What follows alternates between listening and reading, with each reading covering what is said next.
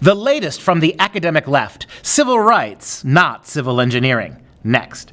This is Right Makes Might with Dr. Duke. Hi, I'm Dr. Duke, and this is Right Makes Might. Well, today I want to talk to you a little bit about the attack on engineering programs. We saw them come for the humanities, we saw them come for philosophy and history and literature, and as we knew was going to happen, they are now coming from engineering and the hard sciences. I've given over 600 talks on issues like Common Core across the country, and one of my big beefs about Common Core is it was a program that elevated social justice and de-emphasized actual achievement in the name of quote-unquote fairness.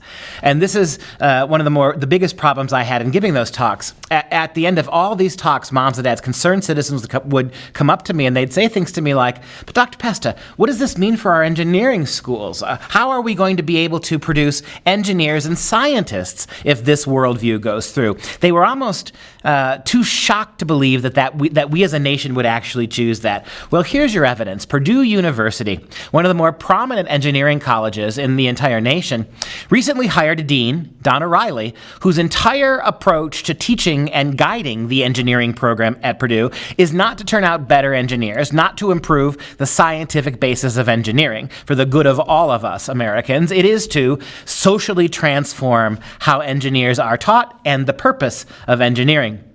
Dean Riley has made the following statements that she, quote, wants to revise engineering curricula to be relevant to a fuller range of student experiences and career destinations, integrating concerns related to public policy, professional ethics, and, yes, social responsibility. She wants to use the engineering program at Purdue and to train engineers to, quote, decenter Western civilization and uncover contributions of women and other underrepresented groups. So in other words, you're claiming that too many white men are responsible for engineering. So you want to get rid of those white men and go back through history and erase their influence and discover, going backwards, contributions from non-white males in the history of engineering. In other words, you're going to socially make them up and inject them. She also wants to, quote, examine how technology influences and is influenced by globalization, capitalism, and colonialism.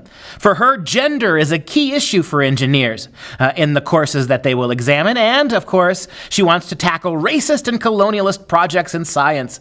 And finally, Riley condemns, quote, the free movement of capital, the role of Western civilization, and the very nature of men, specifically colonialist white men. Now, what does any of this have to do with engineering, building bridges, architecture, the right functioning of our infrastructure? The answer is absolutely nothing.